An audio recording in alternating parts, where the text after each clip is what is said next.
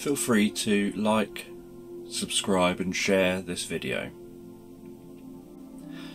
For best results, make sure you're sitting down with headphones on and your eyes closed when listening to this virtual hypnotherapy session. Hi, come in, just take a seat. That's it. Now, what I'd like you to do is just allow your eyes to close. And with your eyes closed, I'm just going to ask you some questions, some things for you to think about, so that we can establish what it is that you want help with. So, just start thinking about what it is you would like to achieve from this therapy session.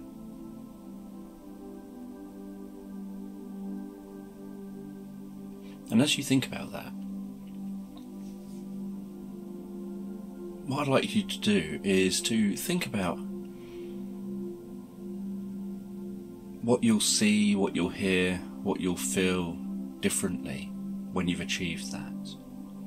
And what kind of things you'll say to yourself differently when you've achieved that. So what we're focusing on isn't what you want to stop or what you want to get rid of. The important thing in therapy is that you're always focusing on what it is you want to achieve rather than what it is that you want to remove. And the reason for that is because when you think about what it is that you want to remove, even if you remove all of that, so say someone comes in and says, I would love to just be able to quit smoking. If you quit smoking, the difficulty is that smoking might have been your own personal therapy for something. So if you quit smoking and your focus was on quitting smoking and not on what you want to achieve instead, then you can end up removing your own personal therapy that was perhaps an unhelpful therapy, but it was still your own therapy, and have nothing in its place, and you don't know what it is that you're going to have. And what you want from any therapy is people to go back out into the world, putting into place, into practice, those things which are the life they want to lead, rather than the focus on the life they don't want to lead. So that's kind of why we do it this way round. So one way to think about it is if you woke up in the morning and a miracle had happened during the night, someone had come along, fixed you during the night somehow, made those changes to your neurology that allowed you to awaken without that old problem. And you just went about your life, but no one had told you this. It was like a secret surprise that someone had given you. No one had told you. And so you go about your life. The question is, how do you discover that something's different? What is the first thing that you're going to notice? Will it be something that you notice when you first wake up? Will there be a difference in the way that you wake up in the morning? Will it be that you have a different mindset when you wake up, or a different mindset when you start interacting with the world around you once you're awake? Will the voice in your head be different? Will you use a different kind of tonality with yourself? A different type of voice with yourself? Will it be that you start noticing different things about the world around you? Will it be that you hold yourself differently? So maybe your shoulders are in a different position to how they normally would be when you go through life. Maybe your breathing is at a different kind of rate to normal. Maybe muscle tension is different. So just take some time with your eyes closed to be thinking about that, to be thinking through that first day after whatever it is that you want to treat has disappeared. So that first day of having what you want to achieve having been achieved, even though you haven't been told this yet. Just take a moment to really go through that in your mind's eye. Thinking through, I'll get up, whatever the next step is. I'll then do this, I'll then do that. Perhaps there's slightly different routines, so you think of a couple of different days. So maybe you think of a day where you work, and so you think I would then do X, Y, Z through that day of a work day, and then once you get to the end of the day and then I'd reach the end of the day and I would go to bed, you can restart, and then the next day I'd wake up and maybe make it a non-work day or something. If there's specific types of days where you know those are the days where the changes would be most noticeable, you can then do this with those days. So you can imagine yourself waking up and going through those days. So as an example, say someone wanted help with public speaking. That may not be a particular problem most of the time. You wake up, you feel pretty normal, you feel the same as you do every other day, but you get to the end of the day, and say some days you've never done any public speaking. So you get all the way to the end of the day, it was just the same as any other day. But you'll have other days where you're going to be having to do a presentation or something, and so you would run through one of those days of waking up, going about that day, and sometimes you even need to think about it from the day before. So, for example, some people, using public speaking as an example here, may wake up the day beforehand and at some point, perhaps early in the day, realise, oh, tomorrow I'm going to have to give that talk, and start getting nervous the day before. So if whatever it is you're working on yourself is something like that, then maybe what ends up happening is that you mentally rehearse going through one of those earlier days, one of those days where you would be thinking about that future event and how that goes differently because of the fact that you don't have this problem. So what you're doing is just beginning the process here of reprogramming your mind, reprogramming your neurology, your direction of focus of how you think about things. So just take that time to do that, and I'll just be quieter in the background while you do that. And you don't have to take too long about it.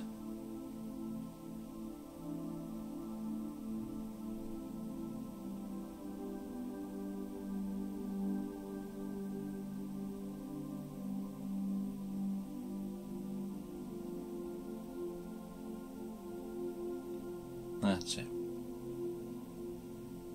And so you can run through that.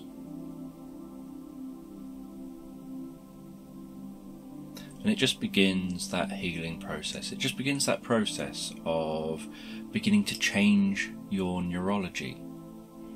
So in the same way that within sports, people will often use mental rehearsal and rehearse doing something well over and over again, so that when they come to do it for real, because your brain can't tell the difference between something that's real and something that's vividly imagined, it responds the same and wires the brain the same regardless.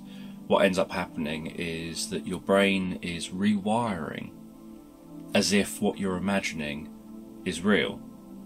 And this obviously works the other way, that many people who have challenges and different problems have mentally rehearsed that problem so many times that even when you're not doing the problem, you're not in a situation of having the problem exist, there are people who mentally rehearse that so many times that they kind of lay down the pattern for this is how to respond in these situations, and they essentially teach their brain through mental rehearsal, like through worrying, etc., how to respond negatively in situations they would rather respond in a different way. So once you've done that, in a moment I'm going to do a bit of hypnosis with you, but firstly I want to just begin to help you to relax. Now, before I help you to relax, I just want to explain that what happens is the brain obviously is a pattern matching machine, and it responds to the patterns in the world around us. It responds with the same kind of it learns patterns, and then it responds with those patterns of behaviour. And so that's why we use something like hypnosis, which is accessing that level. So we're not accessing the emotions, we're not accessing the physical kind of feelings, we're not accessing the thoughts, we're not accessing the internal dialogue specifically, we're not accessing on that level. We're going one step further, we're going right back to the root cause, right back to the core of the problem. We're accessing that underlying pattern and making changes to that underlying pattern of the problem.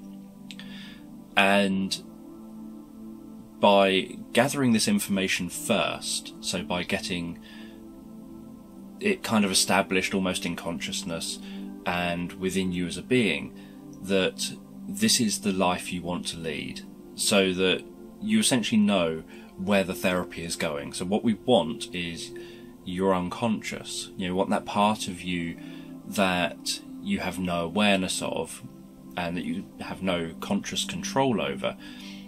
We want that part of you to kind of take over the healing process, but it needs to know where it's going. It needs that driver. It needs, a bit like on a train, you know, you need the driver to be making sure the train stays on the tracks and stays where it's heading and is at the right speed, etc. And behind the driver is all the passengers, is perhaps train crew who are maybe helping the passengers, walking up and down the carriages, etc. The driver knows all of that's there, and everything goes smoothly as long as the driver is doing their job properly. If they suddenly accelerate fast, then people are going to fall over on the train. If they suddenly decelerate fast, people are going to fall over on the train. So they need to be doing their job properly. They need to know where they're going, know what twists and turns are coming up on the track, etc., and respond accordingly at the front of the train, allowing everyone behind them to get on with their job and do what they need to do. So some people could be just sitting reading a newspaper, some people might be staring out of the window, but there's lots going on that the driver doesn't know specifically about what's going on, but they have this general gist of, if you said to a train driver what's going on behind you, they could say, oh, there's probably passengers doing X, Y and Z, and there's staff doing X, Y and Z, but they wouldn't know specifically. So that's a bit like this here, that we want you to consciously know where therapy is going, what the direction of therapy is, and essentially what the solution to therapy is. So by knowing I will have this kind of internal dialogue when I don't have my problem, I will have this kind of behaviours as someone without that problem, I will have these kind of physical feelings as someone without that problem, I will have these kinds of emotions as someone without that problem, I will have the specific, you know, this is how I'll present myself physically as someone without that problem. So knowing all that stuff, in therapy terms we call it video speak, where it's like if I followed you around with a video camera and was filming you, and how would you know watching that video footage, that person doesn't have the problem I have?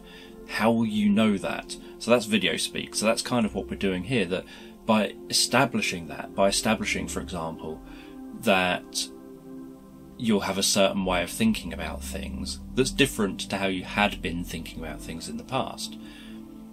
By establishing that kind of thing, you end up in this situation where your brain now knows, and so your unconscious has something to work with. Your brain now knows, because you've kind of brought it to your higher attention, that the solution to the problem is to have that mindset, is to have that way of thinking about things. Likewise, when you look at the video and you think, okay, so that kind of behaviour, my shoulders back, breathing calmly, breathing perhaps deeply from my stomach rather than shallow from my chest, using specific calm gestures, maybe having calm type of actions when you move around rather than maybe erratic, kind of jagged actions. However you would describe it, you would look at that person and think, yes, I know that they don't have the problem because they're doing these types of behaviours. So again, that then informs backwards to the deeper part of your mind. Okay, so the therapy is to change my behaviours in these situations to being those behaviours we saw on the screen.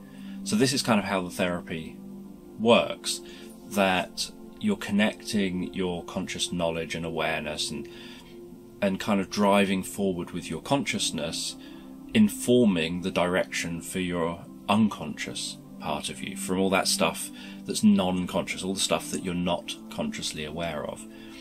So that's what you're doing here with this therapy. And my voice and the things that I say are just to try and help to guide you on that. And I'll do things like I'll tell stories, and I'll use different kind of imagery, and I'll be doing things that help to stimulate that unconscious part of you into achieving those things that you want. So you're doing the therapy for yourself, but that therapy is driven and facilitated through me being here as well. So hopefully all that makes sense to you, and with your eyes closed you'll be able to follow along even deeper and find this a more profound experience. Now, I'll explain a little bit about hypnosis first. So, hypnosis itself doesn't feel like anything. Hypnosis is just about focusing attention, and where you focus attention, it elicits the type of experience that an individual has. So if I focus attention onto a client's problem, then the experience that they have is an increase of the sensations related to that problem. If I focus that client's attention on, say, relaxation, then the experience they have, if they go with that focus that I'm giving and they decide to follow along to the focus I'm offering, then the experience they have is a relaxation experience. So relaxation itself, although a lot of people say, oh, when I was hypnotized it felt really, really relaxing, relaxation isn't hypnosis. It's just that there are many benefits to relaxation. So some of those benefits are things like, when you relax, you allow yourself greater access to your higher cortex, and that allows you to be able to see different perspectives on things, different alternatives. The more stressed or the more emotional someone is, the more narrow their focus becomes. So someone who's incredibly angry, for example, doesn't see an alternative perspective to their anger trance that they're in. They're very narrowly focused on being angry. Someone who's highly anxious has the same problem, that they're incredibly focused on their anxiety trance and they don't see alternative perspectives. So they don't see that actually things might turn out okay, or whatever other perspectives there are. And this is part of the problem with some therapies, that they'll teach you, for example, if you notice yourself feeling anxious, do this technique. But it's very hard when you're actually entering that trance of anxiety to think, oh, now's the time to snap out of this trance and go over there and do that technique. It's very hard to do that. So that's why we use something like hypnotherapy, so that we can use the hypnosis to try and access the underlying pattern of the problem, get to the root cause of the problem, so that we can help someone to not have the anxiety in the first place, to not respond to the world around them, to whatever the triggers are that cause the anxiety, to not respond to those with that anxiety response, but instead to respond to them with the response that the person has established that they would rather have in that kind of situation. So someone public speaking might think to themselves, the kind of response I want is that when I have to public speak, in the run up to it, I'm excited, I'm thinking, okay, make sure I'm prepared, make sure I've got these notes done, make sure I've got bullet points for that done, run through it a couple of times, maybe tweak it and make it so that when you're practicing it beforehand, you're thinking, yeah, that works, I could do with changing this bit here, doing all of that stuff. Then you get to the day of your public speaking and maybe you feel excited and have that kind of calm excitement, like, oh, I'm looking forward to this kind of excitement, however the person would describe the feelings that they would have. And then you go out and you give your presentation, and because you don't at any point have the pattern that used to lead to the anxiety, you instead have a pattern that leads to this maybe calm excitement, then when you're in that situation with your calm excitement, you don't have the anxiety feelings. And because you don't have the anxiety feelings, you don't have the negative thinking, etc. So that's why we do things this way round. And even all of this that I'm telling you now is intentional, it's therapeutic, it's stuff that is able to help you to embed this on a deeper level and to understand everything that comes after it, as well as everything we've already done. So hopefully all this is making sense to you. And so with your eyes closed, the first thing I want to do is to help you to relax. And so just take a moment to focus on the top of your head. And as you focus on the top of your head, when you give a comfortable out breath, maybe a deep out breath from all the way down into your stomach, allow that attention to flow down to your ears. And we don't normally pay a lot of attention to specific parts of our body, so just begin to pay attention to those ears, noticing what the right ear feels like, and noticing what the left ear feels like. And as you pay attention to those ears, just notice whether there are any other sensations, perhaps any warmth or coolness. Maybe aware of what those ears can hear.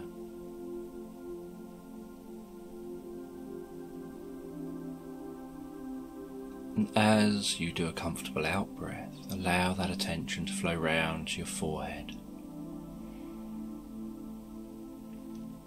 And as it flows around your forehead, just allow those muscles to soften. Allow the muscles around the forehead to gently soften. Maybe feeling a warmth or a coolness in those muscles. Having a sense of those eyes almost drooping down slightly as the forehead relaxes and softens.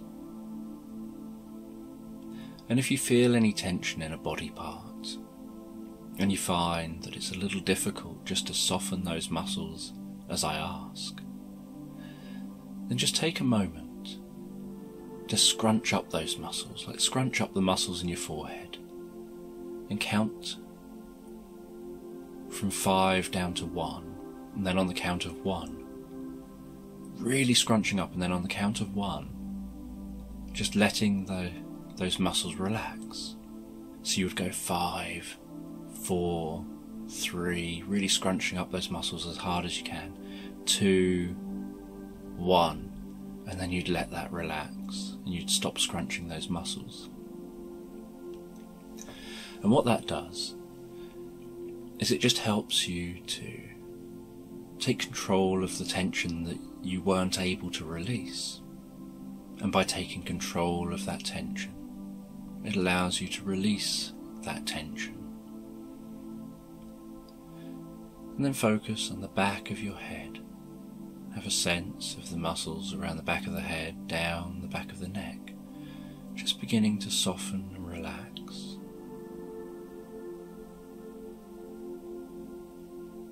And then allowing the muscles around the cheeks, your cheekbones, around the side of your face, around your jaw, begin to relax. And again, if there's tension that you're struggling to relax, just tense up, but do so safely and gently when tensing your jaw. But just tense up, hold it for 5 seconds, counting down 5, 4, 3, 2, 1, softening, and just letting those muscles relax. Just almost letting the jaw hang down just a little bit. Having a sense of the muscles around the mouth, the lips, just just relaxing.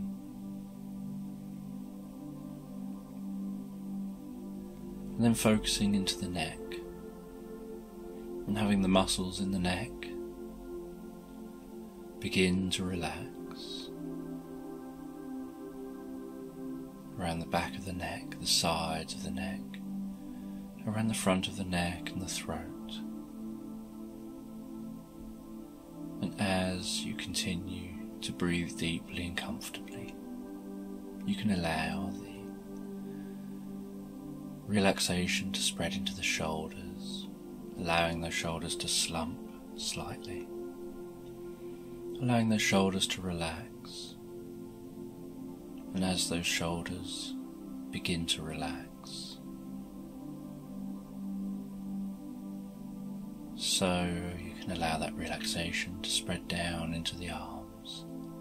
And I don't know whether the relaxation will spread faster down into the right arm, all the way down to the hand, or whether the relaxation will spread faster down into the left arm and down to the left hand. But as you notice the relaxation spreading down the arms can get heavier and heavier and more relaxed. I don't know whether you'll notice the tops of the arms getting heavier, or the forearms getting heavier, or perhaps those hands getting heavier first. And as the body continues to relax, it can become stiller and stiller, and a certain stillness can begin to set in through the body. And once that relaxation has reached both the hands, then with an out-breath, the relaxation can start to spread down through your chest and around your upper back. And that relaxation can then spread down to your lower back, around to your stomach muscles, and down the sides of your body, allowing the whole body to comfortably and deeply relax.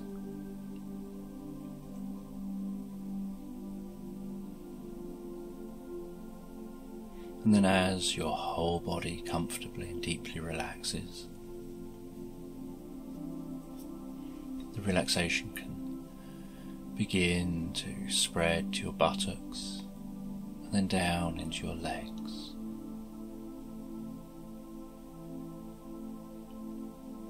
Down through the tops of your legs, the backs of your legs, over your knees, down into your lower legs, all the way down to your feet.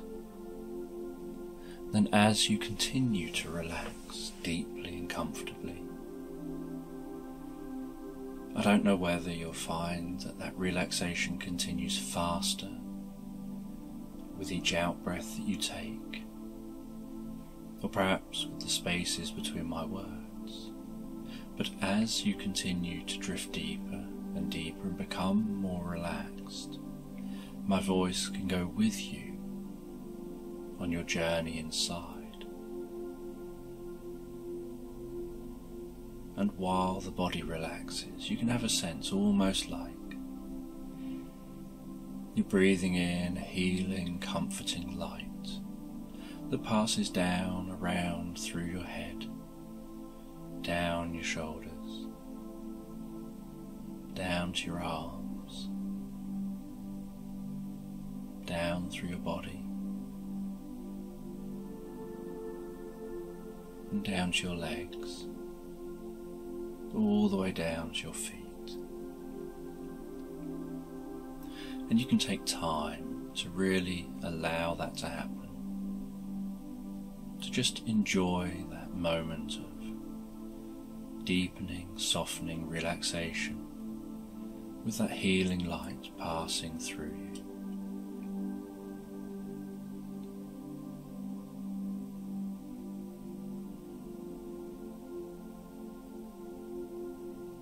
And then you can have a sense in your mind's eye of what it would be like to be walking through woodland. And you're walking along a path through the woods, and around you are tall trees, the sounds of rustling leaves overhead, some dancing, shimmering shards of light on the path ahead of you, sounds of birds, sounds of each footstep that you take, as you drift, float and relax deeper and deeper into the experience. And while you drift and float and relax deeper into the experience, you can perhaps occasionally touch the bark of trees as you walk past. You can feel each footstep you take. You can hear each footstep that you take. You can walk deeper into the experience, and you're heading through the woodland towards a gate which leads out into the most beautiful meadow. And so you walk through that woodland, and while walking through the woodland and going deeper and deeper into hypnosis, your unconscious now can begin to connect with the pattern of the problem, almost like highlighting it, like highlighting a specific route on a circuit board, or being able to somehow illuminate one specific path of a pattern, like illuminating the path through a maze.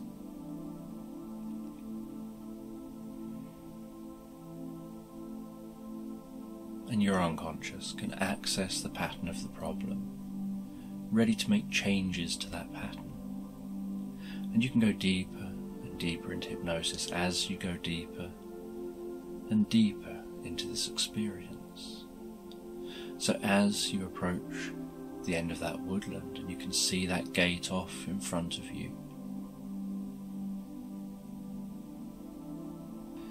you can notice how bright it is out there, outside the woodland, where you know that it looks brighter than it probably really is, because your eyes are adjusted to it being darker in the woodland. And as you reach the gate, you can have a sense of opening that gate, closing the gate behind you, and then walking out into that grassy meadow, noticing the change to the sounds of the footsteps.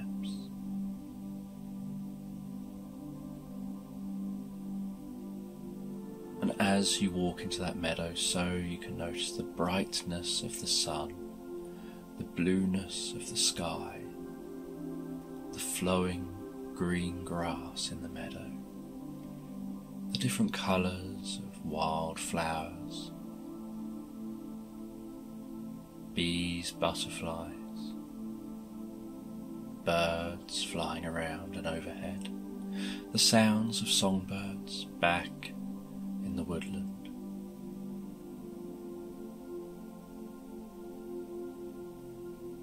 And you can notice off in the distance a lake. And you walk through this meadow, heading toward that lake. Maybe occasionally reaching down to feel that tickle-touch feeling of the blades of grass on the palm of your hand, noticing that despite the warmth of the sun, the warmth of the weather, the grass retains a coolness to the touch.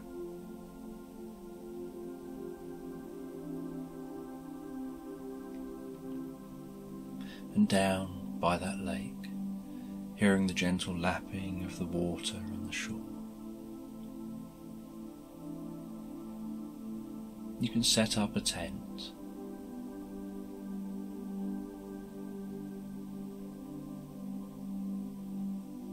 And then you enter that tent. You make it cozy, comfortable for you.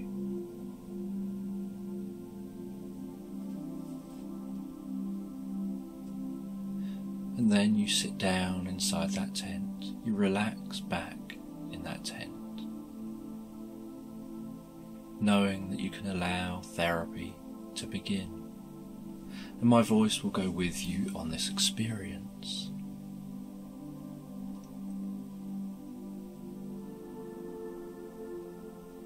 And so in a moment, I'm going to reach over and very gently lift up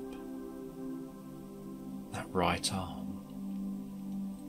And when I lift up that right arm, I'm not going to tell you to put it down any faster than you continue to drift deeper and deeper into the experience.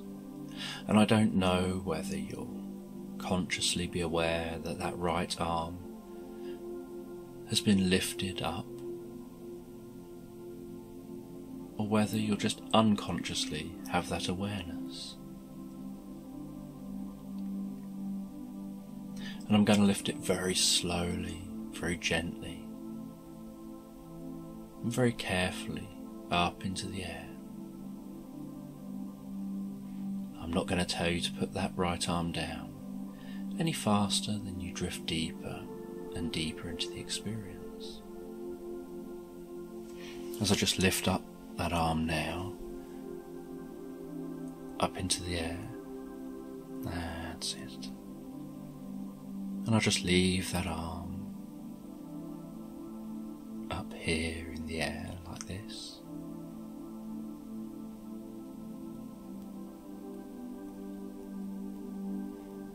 Just tap it a couple of times just to help that arm stick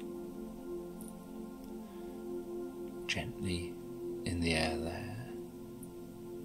That's it.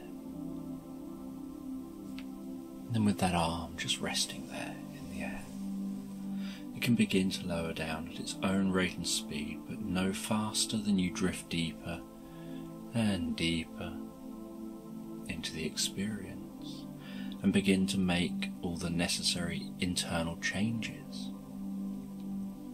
You don't have to pay any attention to that arm. It can just do its own thing while the therapy carries on. That's it. So as that arm really slowly lowers back down to the lap, not rushing that, just letting that happen really slowly, gently, and relaxed, you can begin the inner work, the inner therapy. And the first bit of therapy is to begin to change the way the pattern triggers. And so you'll need to just take a few moments to think about what kind of sentence you'll create for this. And the sentence for this that you'll tell yourself in a moment, once created, will be connecting whatever the stimulus is with a new response. So as I described before, someone who perhaps has a fear of public speaking may end up having that fear kick in even when they're not public speaking. Maybe the day beforehand they see their diary and they see written down that tomorrow they've got to give a talk. And so the stimulus for the onset of that anxiety is the awareness that they're giving that talk. So they see that they're giving the talk, and they start feeling anxious, and then they start having anxiety thinking.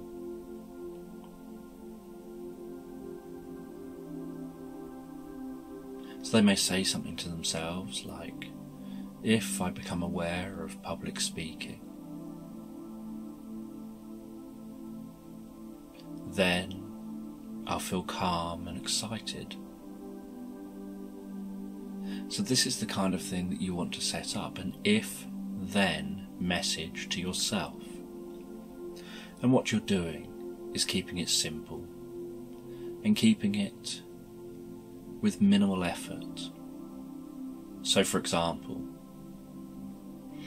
if somebody wanted to study better, but they find that they easily get distracted, you don't want to say, if I notice distractions, then I will focus harder on my studying, because focusing harder takes effort. You want to think about what the least effort version of this therapy is. So you would say something to yourself, like, if I notice distractions, then I will ignore them, because ignoring something means not paying any attention to it, means not expending any effort on it. So ignoring something is easier to achieve as an automatic unconscious response than an unconscious response that requires effort and hard work. So for this stage, it's really about giving that some thought. What's the easiest response to give for you? So a smoker might say something like,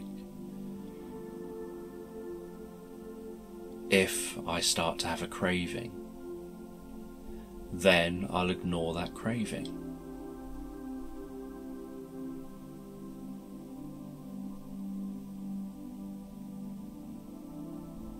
Someone with anxiety might look at what it is, what are the situations, what's occurring that causes the anxiety,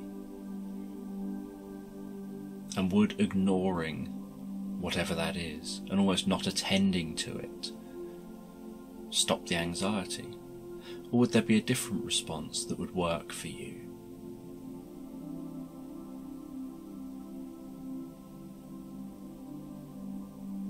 So for this stage, what you're doing is you're thinking, what are those environmental triggers? What are those things that set you off?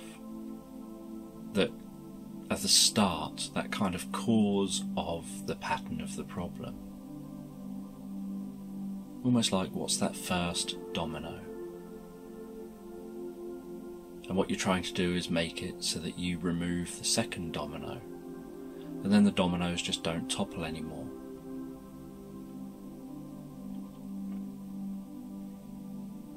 So you want to structure the sentence to yourself, or multiple sentences to yourself, in an if-then format.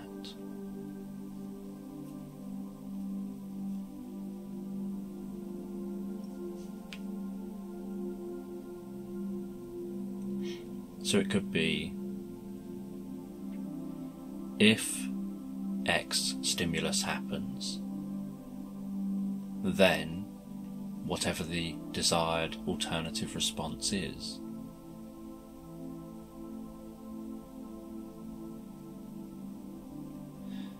So for example, if I'm in conflict in work, then I'll relax and think clearly, if that happened to be the desired response.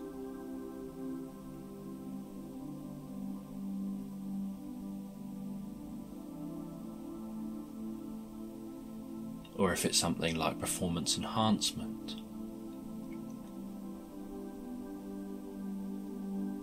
maybe it's, if I find myself playing tennis, then I will enter the optimal learning state. Or if I find myself playing tennis. Then I'll enter the flow state, whatever perhaps it is for you.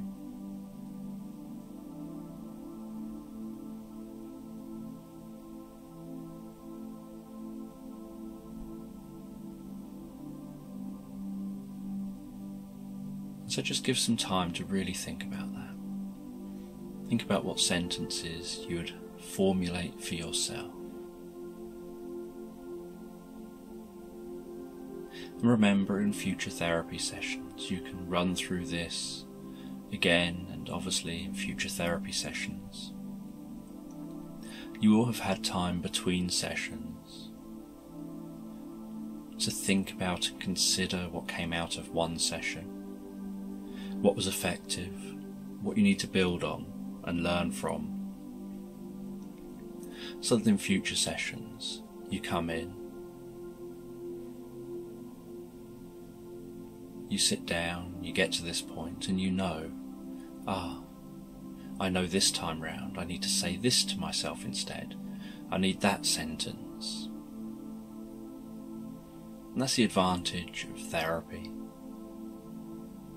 that it's not a static one session thing. You do a session, the client goes out into the real world, the client experiences life. They see which things worked for them, which things didn't, which areas need more work or improvement, and what the next steps are. Then they come back into therapy and they work on that next step. They work based on the feedback they got from the life they led between the sessions. Therapy is a process of clients putting in a lot of hard work for their own benefit, a lot of study on themselves and learning about themselves and their responses.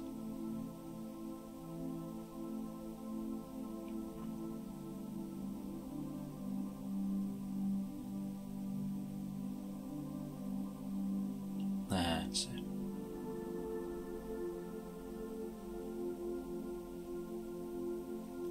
And then in a moment, you can have a sense of leaving this tent and setting up an easel next to the tent,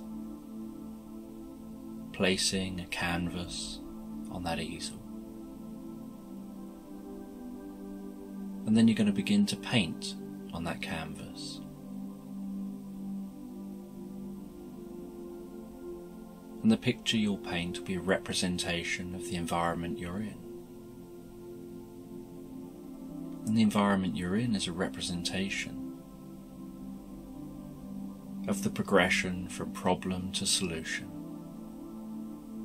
And so, on completing that painting, you will have completed mapping out the solution, embedding that solution in your unconscious.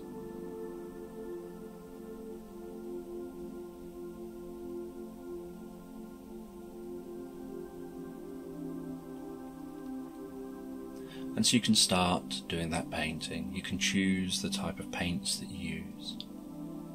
Maybe use it something else. Maybe it's chalk or pastels.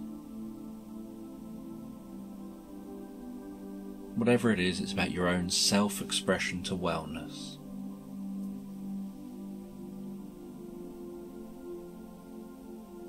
And so you begin that painting. And as you do, you find yourself more drawn into that painting. Drawn into just letting those hands paint. As they paint that solution on that canvas.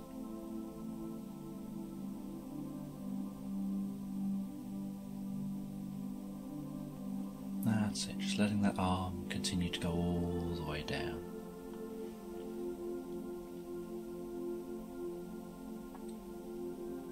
Until it's just resting gently back on the lap. That's it, all the way.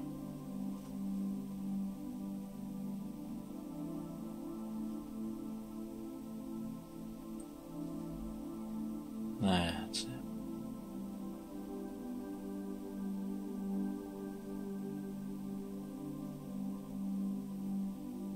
And you know that your unconscious knows more than you do consciously. You know that outside of conscious awareness is a vast amount of memories, lifetime of learning, and a vast amount of knowledge.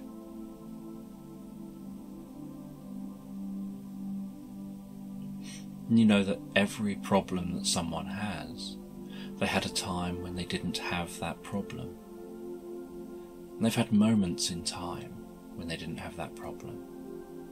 And so you can learn from those exceptions. You can learn what changes are needed. And as you continue to paint, perhaps you'll notice that certain clouds pass across the sky, and in those clouds you can notice certain words or phrases, maybe certain shapes or pictures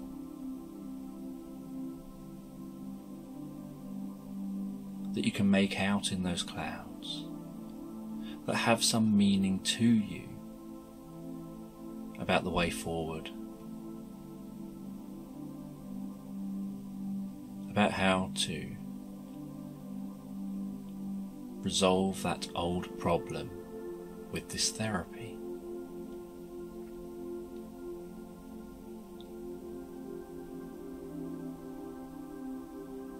And while you continue to paint and become absorbed in creating that artwork, I'm just going to tell you some bits in the background, almost as if I'm just sat here with you while you're busy painting, you're busy creating your artwork, occasionally noticing things in the sky that have special meaning to you, that help you resolve that problem.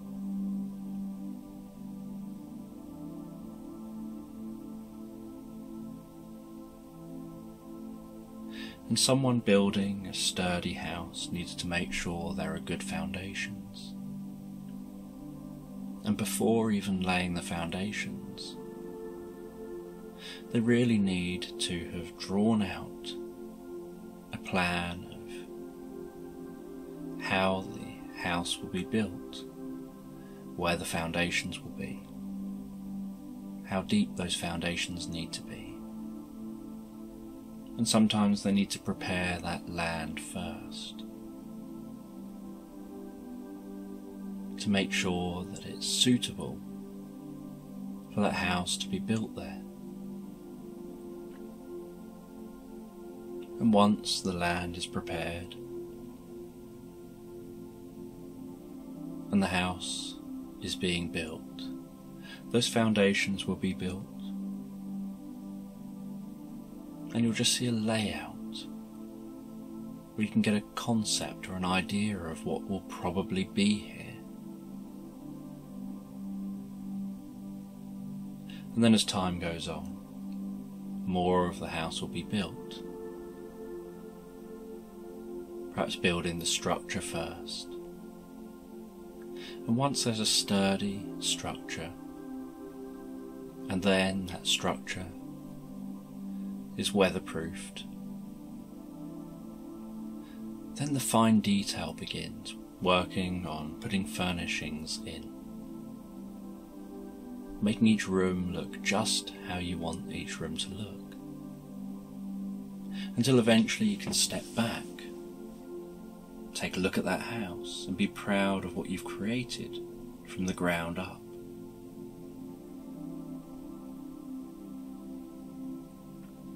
And there's the story about the boy who wants to grow a sunflower in his garden. And he goes and plants a sunflower seed in the back of his garden. Every day he comes out to see if his sunflower has grown. Every day he digs up that seed to take a look, see if it looks like it's started to grow yet. And day after day, week after week, he gets more and more disheartened at that sunflower not growing, seeing that the seed looks the same weeks later, just like it did weeks earlier.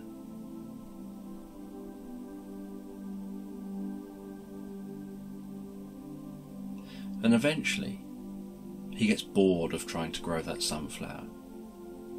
He's been outside every single day checking the seed, trying to see if it's grown, and it hasn't grown at all. And so he leaves that seed alone. He goes off about his business. He doesn't bother even going into the back garden. Every day he goes out, plays with his friends. Every night he comes home, has tea, goes to bed. Every day he goes out, plays with his friends. Every night he comes home, has tea, and goes to bed. Every day he goes out, plays with his friends. Every night he comes home, has tea, and goes to bed. And then one day, he decides to go into his back garden to go and get a different toy to take to play with his friends. And as he walks into the back garden, he's surprised to see this huge sunflower standing there. And he realised that all that time he'd forgotten about it and just left it be. It had grown, uninterrupted, into this huge flower, the most beautiful flower he'd seen.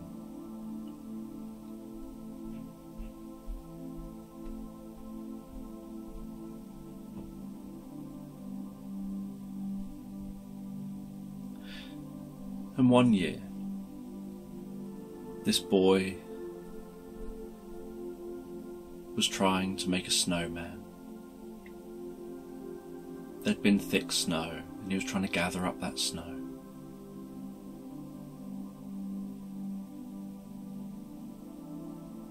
And he was rolling snow together and pushing snow together.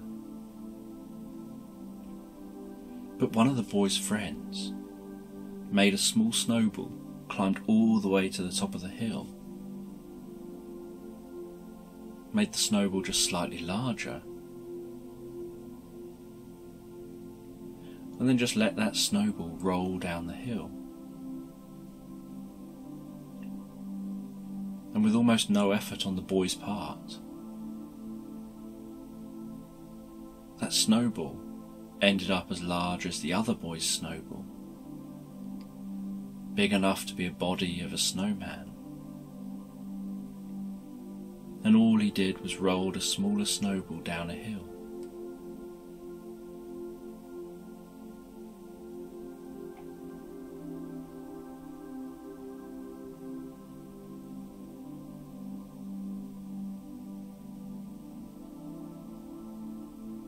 And trees grow, and when they're young, they're flexible. They bend in the wind. They can weather many storms. And if there are a lot of storms, this influences the roots of the tree. It influences the density of the trunk. If many storms come from a specific direction, it can influence the roots in the opposite direction. It can influence the way that trunk grows, the way the branches form on the tree, so that when that tree is much older and more sturdy, it now weathers the storms not through flexibility, but through its own solidarity.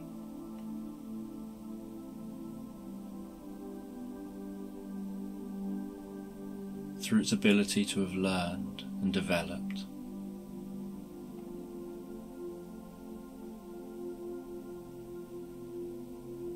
To be able to know how to weather those storms. so that the storms don't faze it.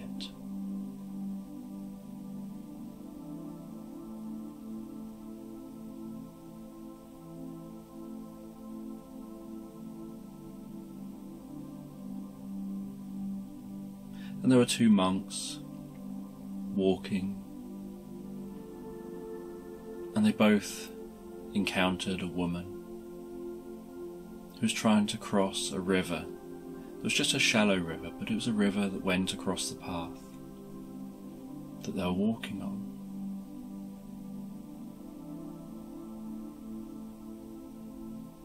And this woman asked for help. So one of the monks picked her up, put her over his shoulder, carried her to the other side of the river, and put her down again on the other side of the river. And the woman thanked him for doing that, and she went off on her way. And after she'd gone, the other monk kept saying to his friend, "You're not supposed to touch women. You're not supposed to have picked her up and carried her." And he kept on complaining at the monk that did that. And the monk just kept quiet and kept quiet and kept quiet. And this went on for some time and some distance. And then the monk that carried the woman across the river stopped. And so the other monk stopped. They turned to face each other. And the monk that carried the woman said, "I put her down back there at the other side of the river. We're many miles from the river now. You're the one who's still carrying her."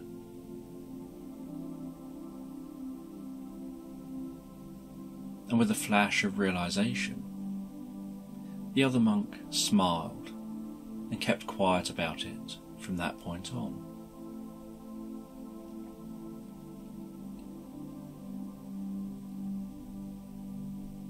And there was a man who'd bought himself some new trainers, some really expensive trainers. And he went to a judo class. He took his trainers off before going onto the mat. And after doing judo, he got off the mat and found that his expensive trainers were missing.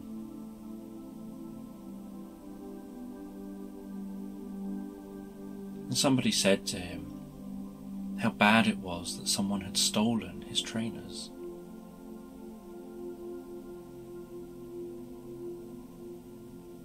And this man responded saying that he can only apologise to them for buying trainers that were so expensive. They led to creating someone who would steal.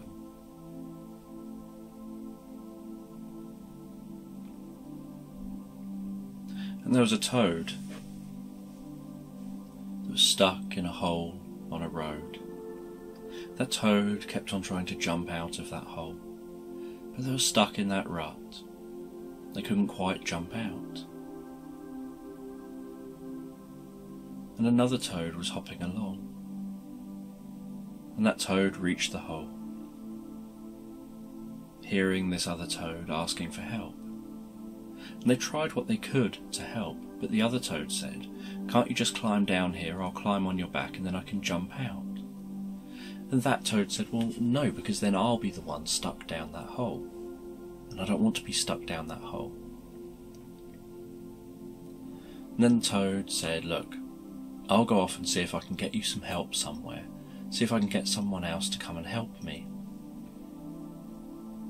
And he continued hopping along the road. After a little while, that toad that was stuck in the hole went hopping rapidly past him. And so he hopped and caught up and said, "I thought you were stuck in that hole." And the toad said, "I was, but there was a car coming, so I had to get out."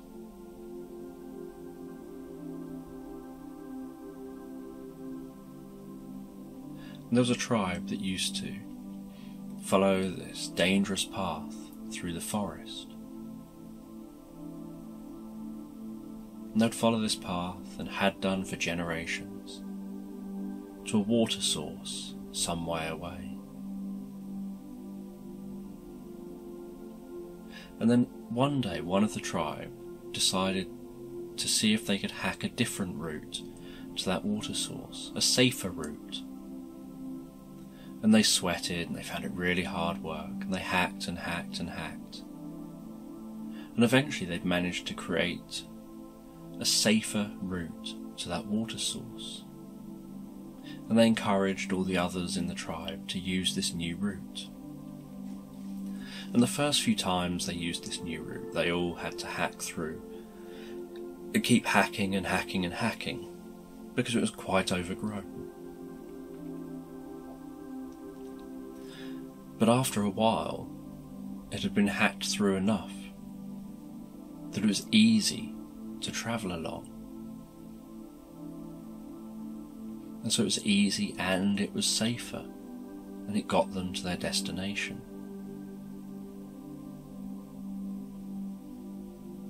And after a while, the old path had overgrown so much that they'd forgotten exactly what route the old path was. They could barely see that there was ever another path there, that this new path was now the only way to the destination. And this was a much more desired path to take.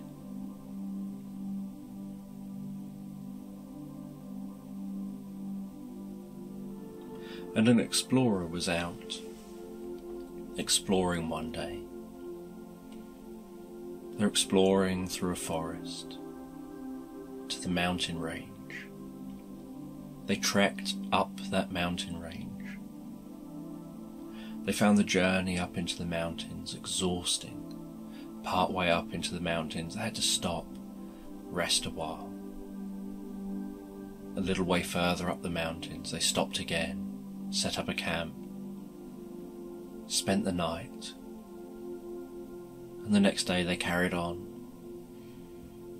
trekking up this mountain, really struggling to the top. And once they're at the top, they're rewarded with the view of the whole land below. They could see the route they'd taken. They could see where they'd stopped for the night. They could see where they were exhausted and had to stop early the day before. They could see a winding river with the sun glistening on it, weaving through the forest.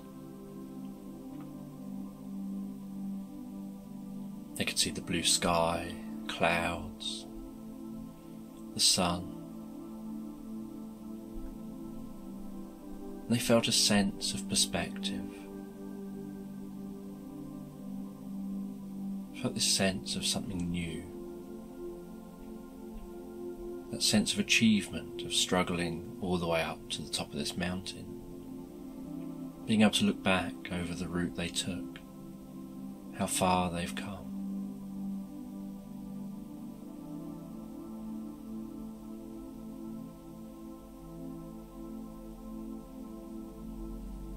And there was a monkey who was asleep one day in a forest.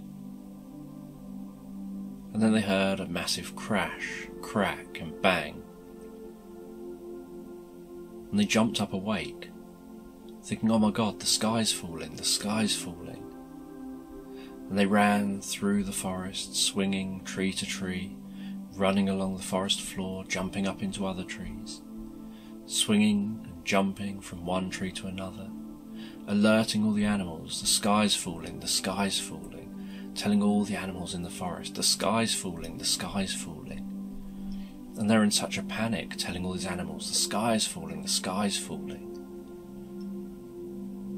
And all these animals were starting to panic in response.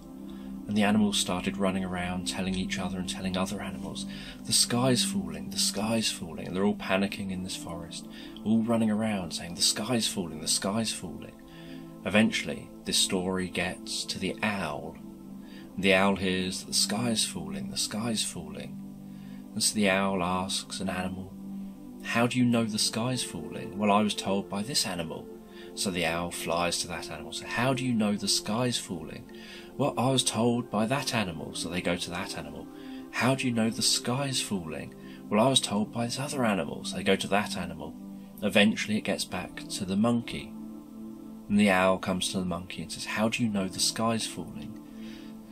And the monkey says, well, I heard it with my own ears. The sky's falling. The sky's falling. I heard it with my own ears. And so the owl goes with the monkey to the place the monkey says they heard the sky falling. And they sit in a tree and they wait and they wait. And after a while there's a crack and a crash.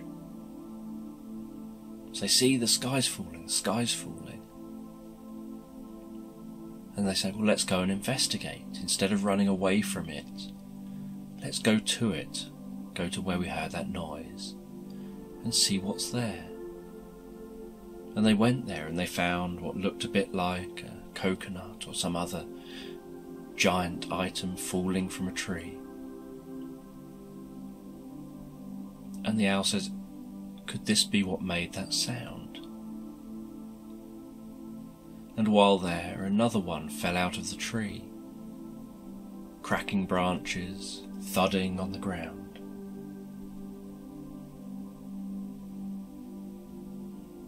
And the monkey realised they'd made a mistake.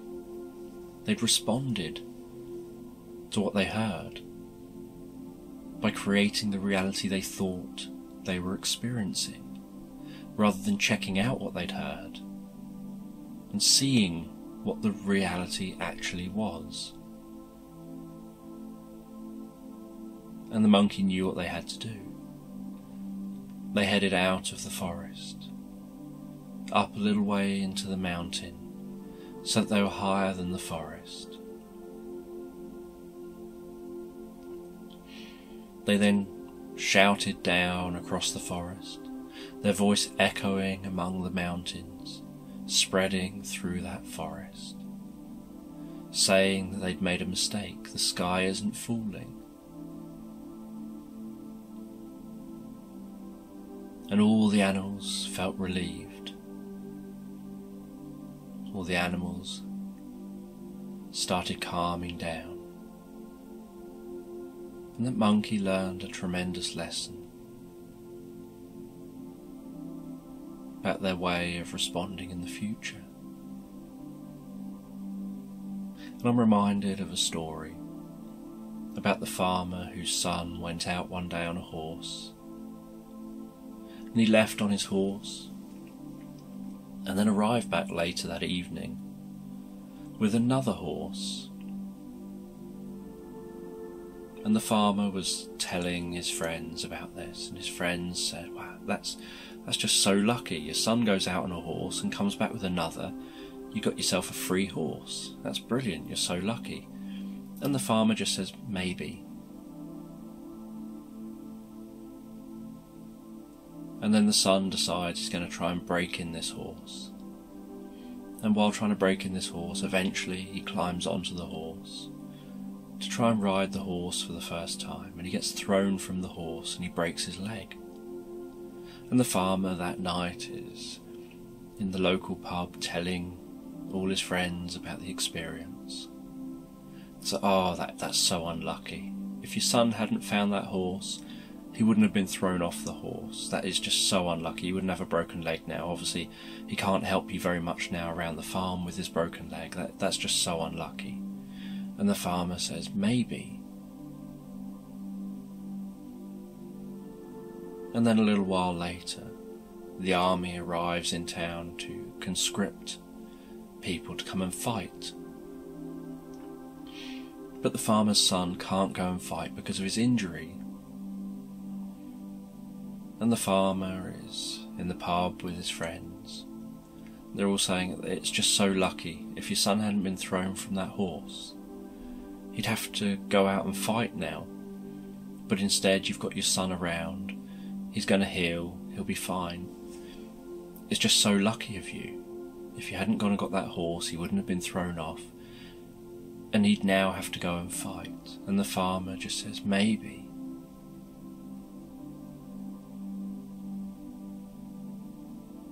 And his friends question him. And he says, you know what? Things aren't good nor bad. It's just your thinking that makes it so. And sometimes what can appear bad at one moment can turn out to be positive in some way, or teach you in some way at another moment. And what can be positive at one moment can turn out to teach you a lesson about a challenge you might have because of that thing. And so life is really just full of lessons and learning and experiences. And the experience itself isn't good or bad. It just is what it is.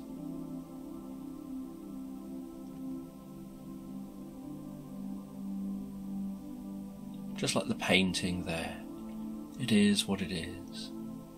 It's a representation of your inner healing, of the inner therapeutic work you're doing for yourself, here and now. And once you've finished that painting, so you put it aside to dry. Put it aside as something you can see any time you need a reminder of your inner healing. Maybe noticing in everyday life little things that remind you of that inner healing.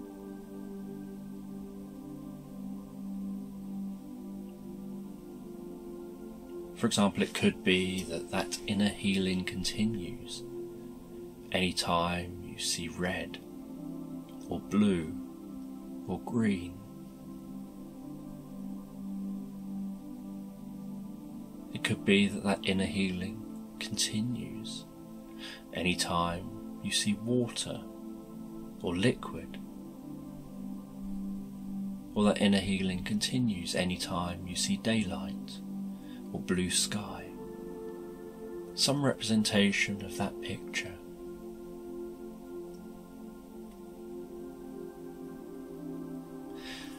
So as you continue to drift deeper and deeper into hypnosis, you can find yourself learning on an unconscious level how to heal yourself, how to find yourself achieving what you want to achieve from this therapy session.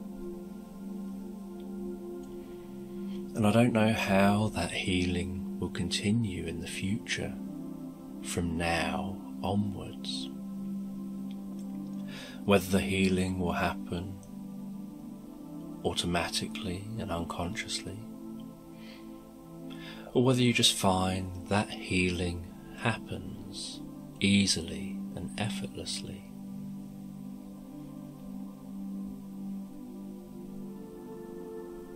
And you can make all the necessary changes now to be able to achieve what it is you want to achieve.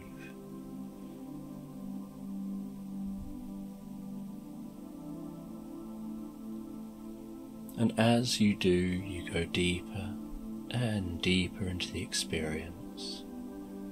You go deeper and deeper into the experience. And I don't know whether you'll go deeper and deeper into the experience with each word that I say, or the spaces between my words. That's it.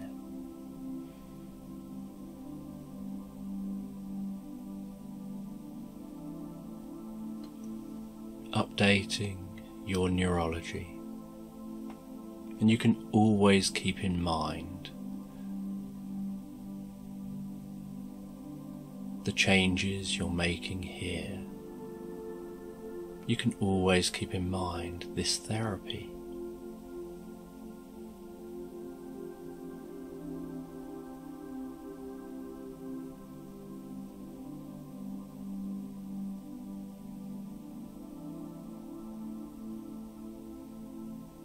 And after putting that painting aside so you can relax back into that tent, And as you relax back into that tent,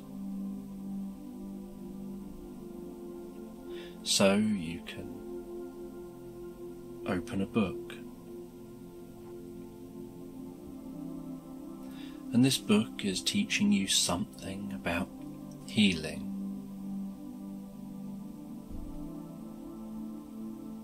And while looking through that book,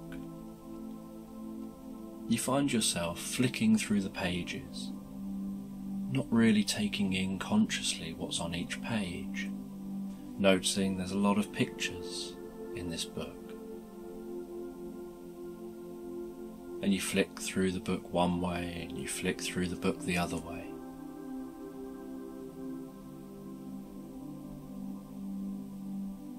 And you decide that for now you can't focus easily on the book.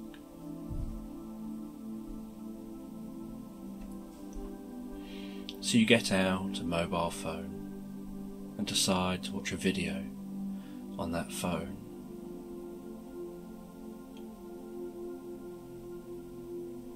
And fairly quickly, after the calm bit at the beginning, the introduction to the film, the title of the film, the companies that made and distributed the film, and their logos coming up on screen, you realise this film actually isn't one you're particularly keen on. You have this sense that if you watched this film, it's probably going to make you feel anxious. But you're curious just to have a gist of this film, just to see if that is actually the kind of film it is. So on your mobile phone in front of you, you put it on to 120 times fast forward,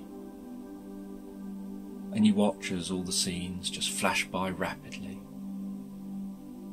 noticing how you don't feel any of that anxiety, having this sense of what you hold in your hands could actually also be related to resolving any past old issues that might be behind any problems. And once it reaches the end and reaches those end credits scrolling, you decide just to check out that film again, back to the beginning. Just have a double check through that film.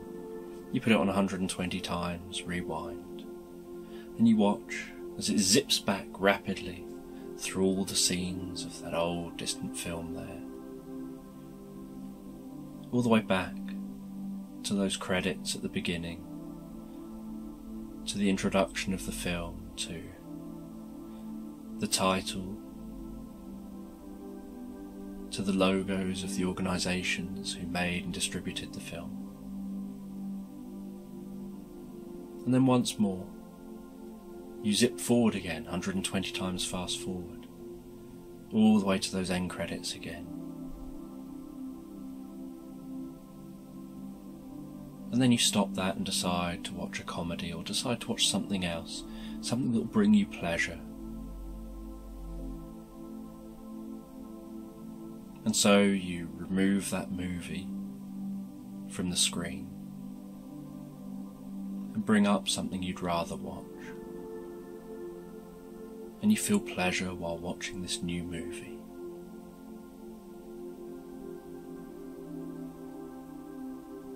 And you can learn from this on many levels.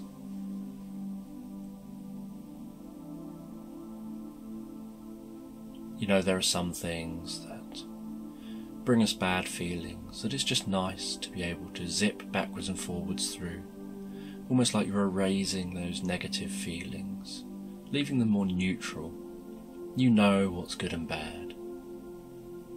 But when thinking about things, you know things didn't feel good, or they did feel good, but you don't have to feel them in that moment. On reflection. And there are some things that when you look at reflections, it's nice to look back on the reflection and see that it's too wavy to clearly see.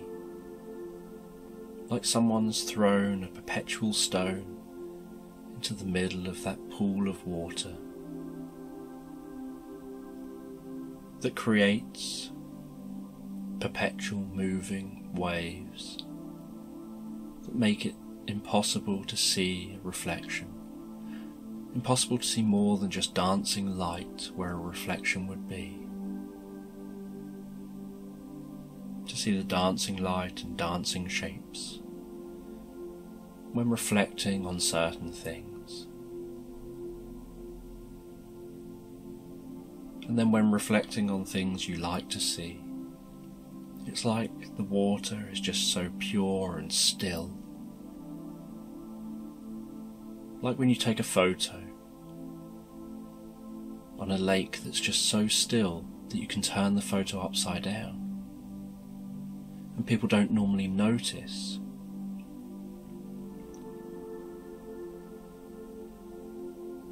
That's what's happened, because that reflection is so perfect. And memories can be encoded using some of these ideas that have been presented about the reflections, about the movie.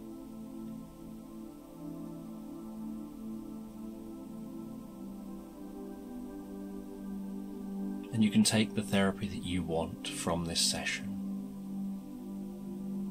Because everything that I've been doing here and saying here, and the way I've been doing and saying things, is all for your benefit, for your therapy, for you to achieve what you want to achieve, to support you on your journey, like supporting you on your journey up a mountain.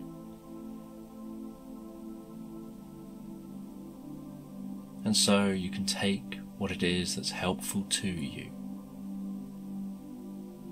You can add your own stuff to that to make this therapy what you need it to be, what you want it to be, what's most helpful for you to achieve what you want.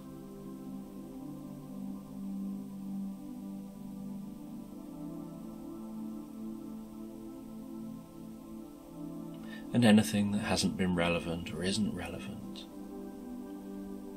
anything where I wasn't quite on the ball, is perfectly fine. That just washes over you.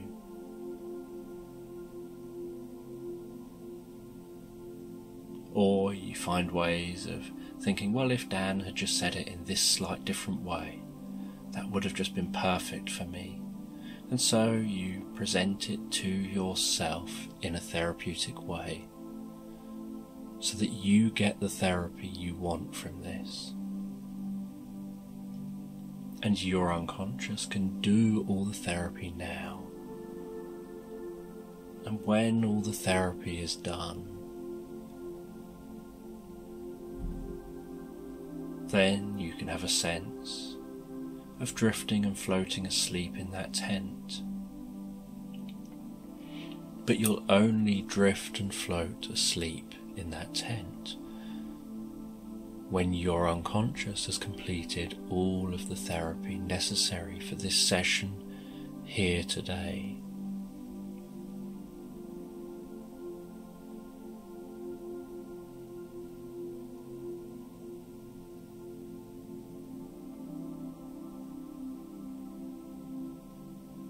And when all that therapy is done, you'll know it's all done because you're just incredibly comfortably, full of plenty of energy and alertness.